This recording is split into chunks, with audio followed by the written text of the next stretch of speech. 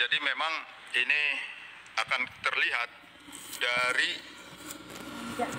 hasil forensik. Bagaimana masuknya malware ini, ransomware ini, itu akan terlihat nanti dari hasil dari forensik Pak yang sedang dikerjakan sekarang. Pasti akan lewat IP atau bisa saja dari mana masuknya.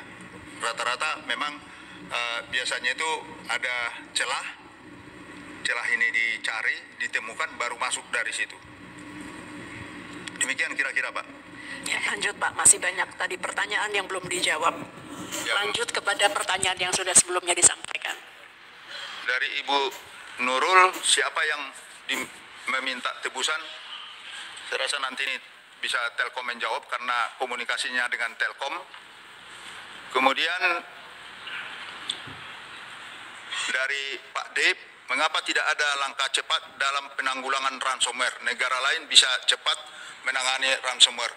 Secara umum Pak Dep, yang kami lihat di sini benar, tapi mungkin mereka punya DRC, backup caranya tersedia, jadi cepat.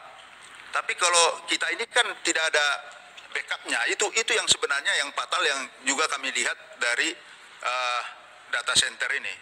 Jadi dia tidak bisa langsung karena data yang ada di Batam itu tidak persis sama seperti yang ada di Surabaya. Izin interupsi pimpinan. Nah, ini yang semua ini kecewakan Pak.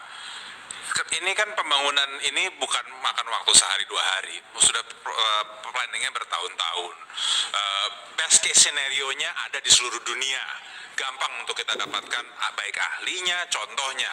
Tapi kenapa penanganannya itu sangat lamban dan sepertinya tidak memiliki contingency plan dari baik dari Kominfo ataupun dari BSSN. Itu yang kita sekarang ini bahas dan yang kita pertanyakan. Ini tahapannya bagaimana? Pencurian data saja yang sudah berulang kali masih terus kerap terjadi. Selalu berkata bahwa itu data usang. Nah ya sama aja kan kalau kayak misalnya baju usang ya mestinya kalau nggak kita buang ya hancurkan. Kalau misalnya baju bekas kita udah nggak pakai bisa kita sumbangin.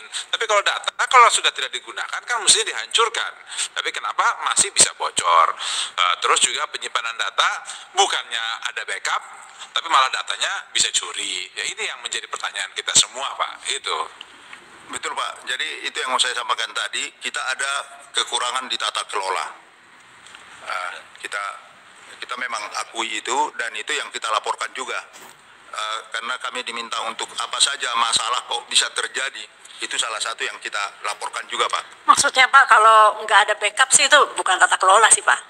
Siap. Kalau alasannya, ini kan kita nggak hitung Surabaya, Batam backup kan, karena cuma 2% kan. Ya berarti itu bukan tata kelola. Itu kebodohan aja sih Pak. Iya. Punya data nasional dipadukan seluruh kementerian harusnya, untung katanya ada beberapa kementerian yang belum comply, belum gabung. Masih untung orang Indonesia. Itu malah yang selamat. Yang paling patuh imigrasi saya dengar. Itu yang paling nggak selamat. Intinya jangan lagi bilang tata kelola, karena ini bukan masalah tata kelola Pak. Ini masalah kebodohan. Punya data nasional tidak ada satupun backup berarti kan? Udah, silakan lanjut Pak.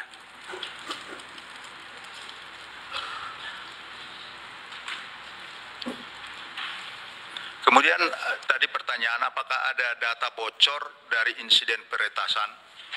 Hasil forensik sementara, karena ini kemarin juga menjadi perhatian kita dan masih terus dicek, tapi sementara ini saya laporan dari tim tidak ada. Karena apa? Indikatornya adalah kalau itu diambil akan kelihatan traffic keluarnya juga besar. Itu kan datanya cukup banyak. Jadi dia di sementara ini Pak, hasil forensik belum final, itu adalah dienkripsi data itu di tempat. Jadi belum ada yang bocor, mudah-mudahan tidak ada.